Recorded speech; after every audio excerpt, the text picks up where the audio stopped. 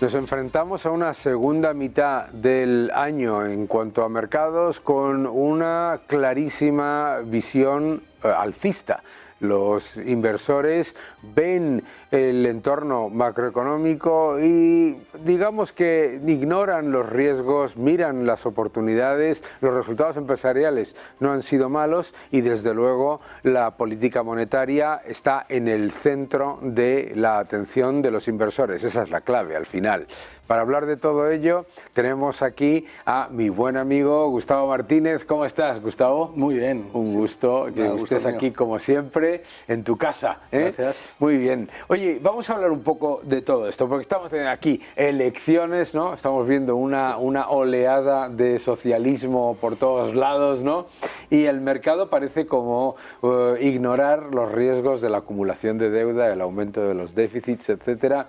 ¿Cómo ves tú eso y cómo nos preparamos si hay algún tipo de riesgo que se vaya acumulando?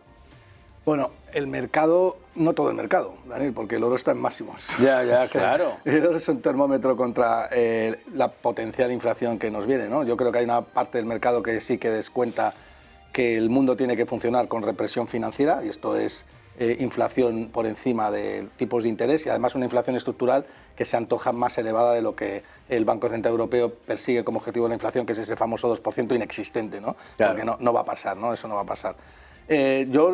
Yo soy optimista en cuanto a los mercados a corto plazo porque es obvio, no hay ningún obstáculo así a primera vista, y aunque tampoco haya catalizadores claros. Tú lo has dicho ahora, los resultados empresariales han sido más o menos buenos y los tipos de interés lo normal es que sigan bajando. En Europa ya han empezado a bajar, la Reserva Federal ya anticipa bajadas de 1 o 2 veces este año, y en septiembre ya la probabilidad de que se bajen tipos de interés es un 70%, ¿no?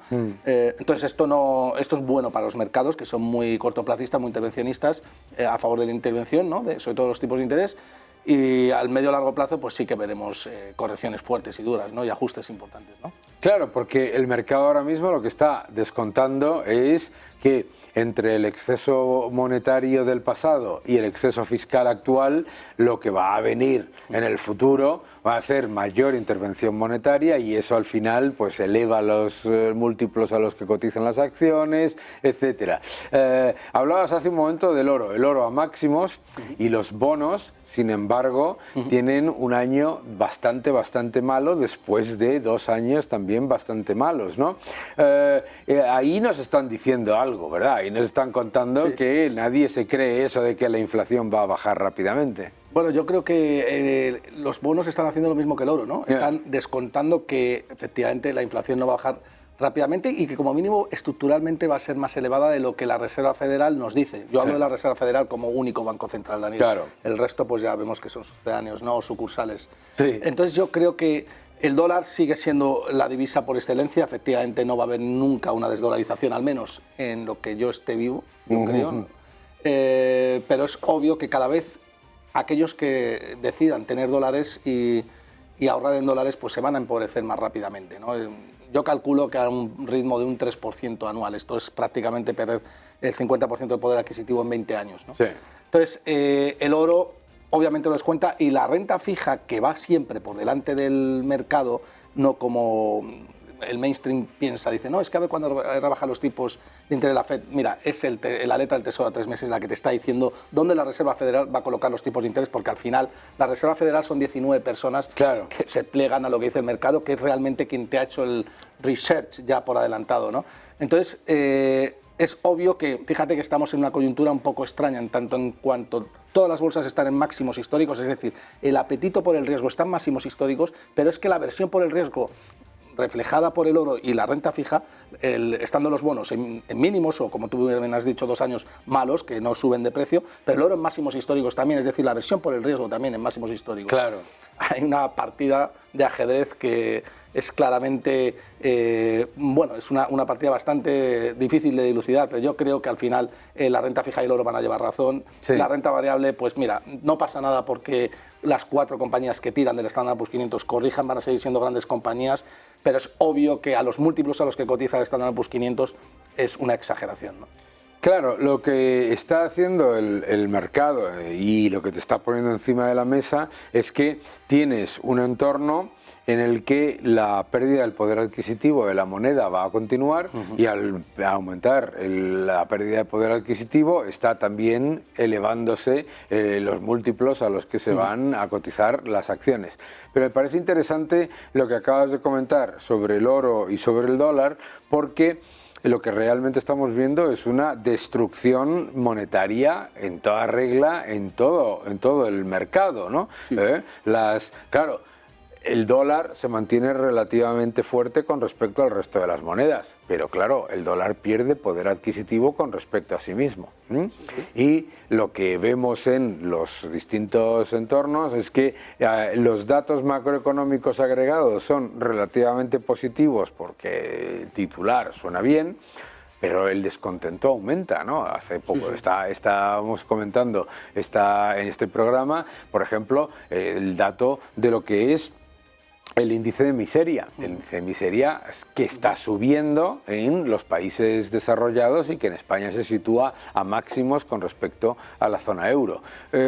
¿Cómo conjugamos el hecho de que, claro, por un lado el mercado es fundamentalmente alcista y yo creo que es muy evidente, pero a la vez es interesante ver que el índice de miedo y codicia de la CNN está en miedo, está en miedo. Sí, por eso te digo que estamos en una partida de ajedrez que es bonita de ver, ¿no? Pero bueno, lo acabas de decir, Daniel, el dólar se va a apreciar contra el resto de pasivos financieros porque es el activo refugio por excelencia. Los americanos se lo han ganado a base de cumplir con sus compromisos y Estados Unidos nunca ha quebrado, ¿no? Y es una deuda, pues, un buen dinero, ¿no? En teoría. Pero la realidad es que está perdiendo poder adquisitivo. El oro ha subido un 16%. El oro, un 16%, Daniel, estamos hablando de un activo que capitaliza más de 16 trillones de dólares. Un 1% de subida del oro son 160.000 millones de dólares de movilización. Sí. O sea, no estamos hablando de un 1% de cualquier activo, es que capitaliza 5 veces lo que capitaliza Nvidia, ¿no? Claro. Entonces, que la gente se haga una idea de que una subida de un 16% del oro es como prácticamente si Apple dobla en un solo año, ¿no? Claro. Entonces hay que tener en cuenta que eso algo te está diciendo el mercado, ¿no? Aquí pasa algo, ¿no? Por otro lado tienes el dinero que huye de la inflación porque sabe que hay inflación y se va a la renta variable. Es obvio que también estén la renta variable casi toda en máximos históricos. Pero Daniel, estamos viendo en que el año de más elecciones de la historia los resultados no están siendo buenos. Los Tories en UK pues necesitan reciclarse y han venido el Partido Laborista arrasando, ¿no? Ahora en Francia pues los resultados son peores con el comunismo, porque es lo que Mélenchon y es prácticamente quien ha ganado, ¿no? Con el Frente Popular, el mensaje que ha dado Francia con una inflación creciente, deuda, déficits fiscales, control de precios, es que quieren comunismo, quieren más. Eso es prácticamente un tiro en el pie para la Unión Europea. Alemania pues ya ha dado ese toque de atención también con el auge del nacionalismo. Yo no tengo nada de confianza en el euro y las bolsas ahora mismo están reflejando pues la dopamina del corto plazo, pero claro, la dopamina del corto plazo es resaca en el largo plazo, ¿no? Sí. Y yo creo que los tiros van a ir por ahí, ¿no? Yo creo que vamos a tener correcciones interesantes. La renta fija lo sabe y por eso están cotizando los bonos a esos precios mínimos de 2-3 años. Y bueno, veremos, ¿no? Pero hay que tener precaución, ¿no? Sí, yo creo que la verdad, a mí lo que no me da ninguna confianza es un mercado europeo en el que los dos mensajes que yo escucho constantemente para comprar Europa es uno, que está más barata, siempre está más barata, sí, ¿no? Y dos, que el Banco Central Europeo baja los tipos de interés. Bueno, si el Banco Central Europeo baja los tipos de interés es porque ve que la economía no va bien, ¿no? O sea, que yo no veo eso como unos grandes catalizadores y la incertidumbre o los problemas políticos yo creo que van a pesar sobre el euro. Pero claro, en Francia, no sé cómo lo verás tú, pero es que en Francia acaban de votar, las alternativas eran fantásticas, eran más deuda, sí, mucha más deuda o muchísima sí, más deuda. Es alucinante, sí, y han decidido muchísima más deuda, ¿no? Esto me recuerda, tú sabes que cuando fue el fracaso de los assignats en la sí, Revolución Francesa, sí, pusieron a debatir a 3 posibles ministros de Economía, ¿no? Uno decía que había que dejar de imprimir moneda, ¿no? Otro decía que había que imprimir moneda más lentamente para que se absorbiese la cantidad de dinero. El tercero decía que había que imprimir muchísima más. Eligieron al tercero. Bueno, y además, Daniel, tampoco es que sea el panorama muy halagüeño desde Estados Unidos, porque Trump ha dicho que en el momento en el que venga él va a bajar los tipos de interés, va a cambiar a Powell, quiere estimular la economía, aranceles. Vamos a ver, es que la posición del oro no es clara, es clarísima. Claro, es que nos vamos hacia un mundo que está, en lugar de divergiendo hacia la libertad, convergiendo hacia el intervencionismo, ¿no? Entonces, bueno, ya veremos, Daniel, pero la cosa no pinta bien a medio plazo. Hombre, yo creo que además ahí lo que tú dices es muy importante, que es que muchas veces ahora se nos está intentando constantemente llevar al terreno ideológico, ¿no? Es que la derecha, la izquierda, la derecha, la izquierda. Dices, un momento, en economía, por favor, en economía, ¿cuáles son las propuestas aquí? Gastar mucho más, unos te van a bajar los impuestos, los otros te lo van a subir, pero los dos, ¡bum!, te van a aumentar el déficit y la deuda, y eso es inflación a futuro, y eso es reducción del poder adquisitivo de la moneda, y eso es empeoramiento de las condiciones para la clase media, y eso es lo que te está reflejando el oro. Lo que a mí me dice es que el oro todavía no te está reflejando ni de lejos, como se pongan en marcha esos planes que se están anunciando por un lado, por el otro, etcétera, etcétera. Es que es alucinante escuchar en Francia anoche que se acabó la austeridad. Pero ¿qué austeridad ha habido en Francia? Es alucinante, pero ¿qué austeridad ha habido en Francia? El Estado más grande del mundo. Ahí no ha habido ningún tipo de reducción de gastos. Entonces, yo creo que es que el oro ni de lejos está reflejando eso. No, es obvio que es una posición ganadora, pero es que la masa monetaria en Estados Unidos es que no ha podido... prácticamente la Reserva Federal no ha podido con los quantitative tightening, o sea, no han sido capaces de drenar de liquidez, porque a la primera que lo han intentado han tenido que inyectar en ese famoso fin de semana, en el año 2022, con la quiebra de Silicon Valley Bank, como la Reserva Federal rápidamente puso en marcha las ventanas de liquidez. A partir de ahí el oro inició un rally alcista, ¿no? O sea, claro, es clarísimo que el mercado se sostiene a corto plazo porque hay mucho intervencionismo y el castillo de naipes está a punto de caerse. Claro. Es una cuestión de tiempo, lo vamos a ver, ¿eh? Sí. Yo no soy catastrofista, o sea, yo voy a ganar con este escenario que yo descuento. Si la cuestión no es ser catastrofista o optimista, la cuestión es posicionarte en el lado el cual vas a ganar. El lado que vas a ganar es, simplemente tienes que dibujar un mapa de lo que estamos viendo. ¿Qué estamos viendo? Socialismo, intervencionismo, más deuda. ¿Cómo se tiene que pagar esa deuda? Con inflación. Claro. Es la única manera, que es a quien beneficias al deudor. ¿Y quiénes son los organismos más endeudados del planeta? Los estados. Claro. Y te están diciendo más deuda, más deuda, más deuda. Pues entonces vamos a posicionarnos en aquello que no se deprecia, porque no se puede monopolizar, intervenir y ampliar su oferta como haces con la moneda fiat. Vamos a tomar oro, Bitcoin, etcétera, o sucedáneos que sean complicados de hacer eso, ¿no? Y tú acabas de comentar el Bitcoin, ¿no? El Bitcoin ha tenido una corrección significativa ahora mismo, ¿no? Y obviamente es un activo muchísimo más volátil, pero parece que poco a poco va presentándose como una alternativa a las monedas fiduciarias, sobre todo en los países emergentes. Claro, nosotros aquí lo vemos en Europa o lo vemos en Estados Unidos y decimos, hombre, no, es que es un activo muy arriesgado porque el euro son monedas de reserva del mundo. Te vas fuera. Yo acabo de volver de República Dominicana, donde el Banco Central tiene deuda remunerada emitida por el Banco Central de equivalente al 15% del Producto Interior Bruto, ¿sabes? Y claro, ahora mismo no pasa nada porque están recibiendo un montón de dólares por el turismo y por las remesas. Pero imagínate en el momento en el que eso simplemente se dé la vuelta un poquito. Entonces, la utilización del Bitcoin en las economías emergentes, yo creo que es no solamente creciente, sino exponencial. Sí, bueno, y a medida que la gente vaya entendiendo que Bitcoin es un registrador incensurable de la propiedad, no es fácil entenderlo, o sea, tienes que verlo. Es como, de repente, pues, ¿qué te digo yo? Como estás entrenando una actividad, no te sale y de repente te sale, ¿no? Pues es lo mismo que Bitcoin. Dices, bueno, ¿esto cómo va a sustituir la moneda fiat? Realmente, pero tampoco necesitas que sustituya la moneda fiat, ¿no? La gente, el mercado quiere moneda fiat para el corto plazo, pero lo que tiene que entender la gente es que la moneda fiat es útil siempre y cuando no se deprecie de esa manera, y eso es imposible, ¿no? Entonces, bueno, Bitcoin te puede ayudar a que tú seas una persona privada, ¿no? Y que protejas tu libertad.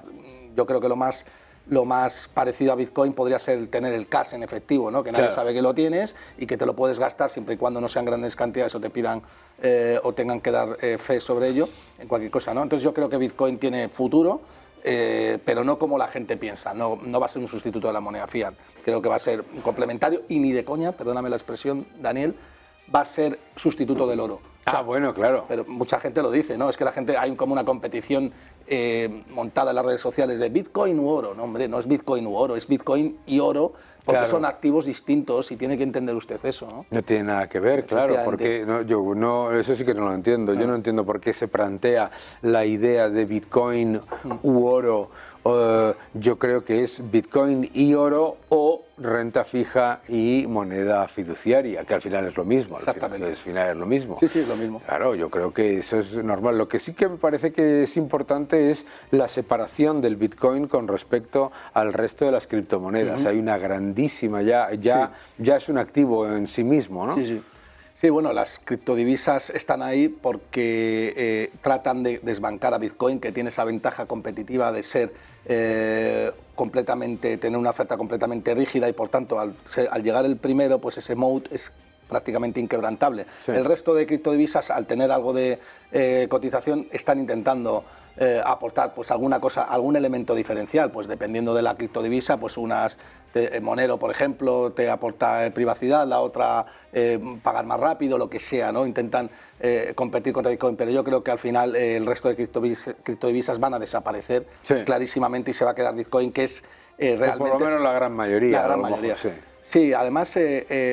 el mercado tiene que entender que los activos se valoran por su escasez, ¿no? Claro. O sea, si Bitcoin no fuera escaso, Daniel, ¿qué más da que sea digital, que sea privado? Porque el mercado no lo valoraría, ¿no? Claro. Pues hay activos que son más valiosos que Bitcoin, por ejemplo, el aire, es abundante y por tanto no vale nada, o el agua, entre comillas, ¿no? Por eso te quiero decir que la gente tiene que entender que el elemento diferenciador de Bitcoin es su oferta completamente limitada a 21 millones y luego aparte de eso pues tiene diferencias con respecto al oro, pero el oro lleva, por ejemplo, más de 5.000 años subsistiendo, ¿no? La oferta es prácticamente rígida, aunque sea ciertamente elástica para poder acoplarse a las fluctuaciones de la demanda. Se estima, de los 200.000 toneladas que ya hay en la Tierra, se estima que hay 50.000 por descubrir, ¿no? Y entonces...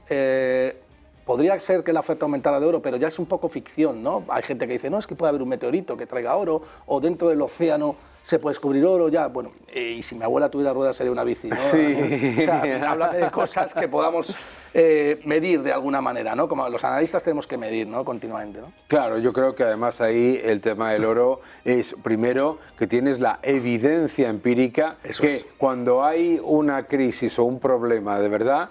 Oye, podrás decir todo lo que quieras sobre el oro, pero si necesitas comprar comida, puedes intercambiarlo por oro. Si no, eso no lo puedes intercambiar por bonos del Estado.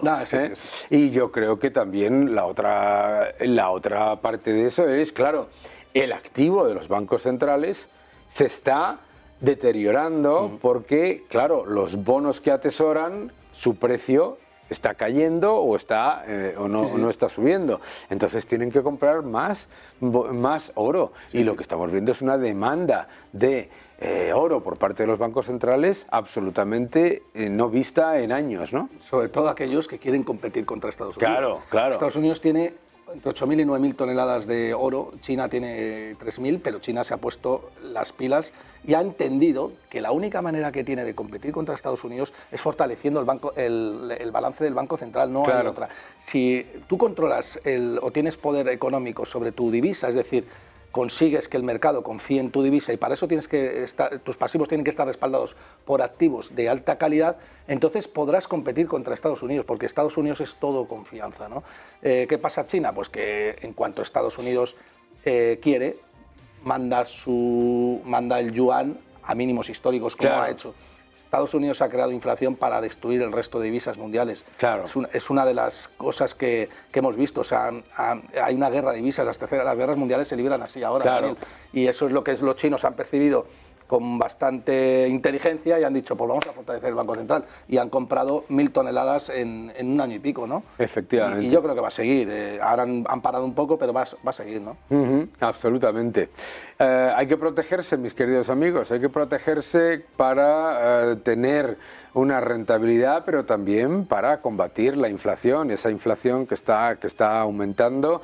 Estará en términos interanuales reduciéndose, pero está aumentando en términos de inflación acumulativa, que es lo que es la inflación. Gustavo, muchísimas gracias por unirte al programa, un placer, ya sabes que estás en tu casa, y a todos ustedes nos vemos en unos segundos.